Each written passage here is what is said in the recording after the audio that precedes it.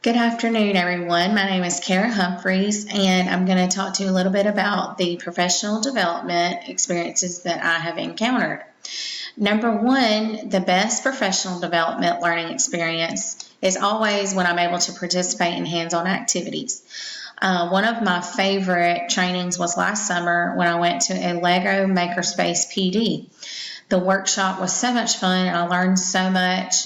We were able to make Lego people and do Lego challenges and make scenes from books using Legos. We also learned how Legos could tie in with literacy and STEM.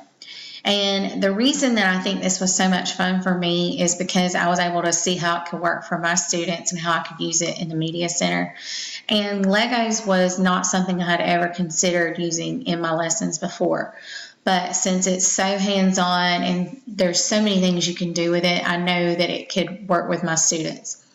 This directly aligns with the article about the effective teacher professional development in the module.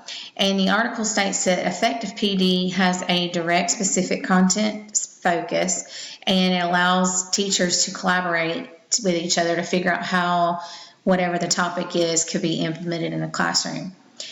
Number two, the worst professional development experience that I've ever had to experience was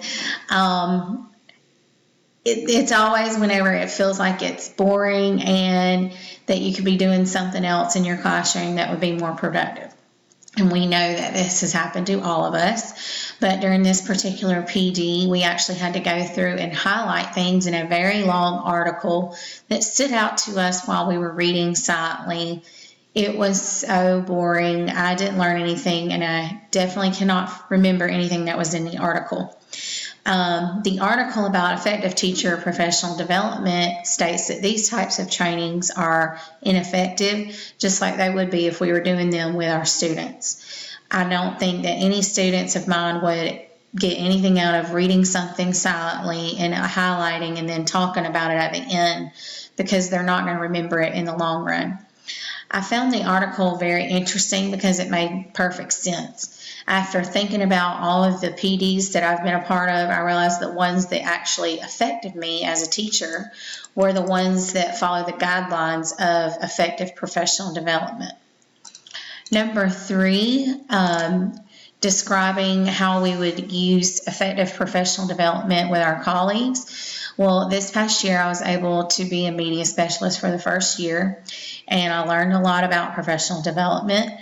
I had the opportunity to deliver a few professional development sessions to the teachers at my school, and one of them that they really enjoyed was a STEAM PD that introduced teachers to a few technology tools such as Plickers and Padlet.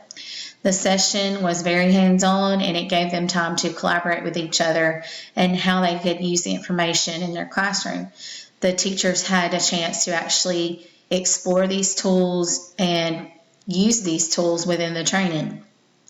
When school starts back, I plan to teach them about how to use Google Classroom, since our school district has purchased Chromebooks for all students. Most teachers in my building are not using Google Classroom the way that it should be used. And after reading the article about the educational leadership within this module, I realized that I need to incorporate an evaluation at the end of the PD sessions. This will help me understand what teachers find useful in the PDs and how to plan professional development workshops in the future. Thank you for listening, and I hope you enjoyed this video.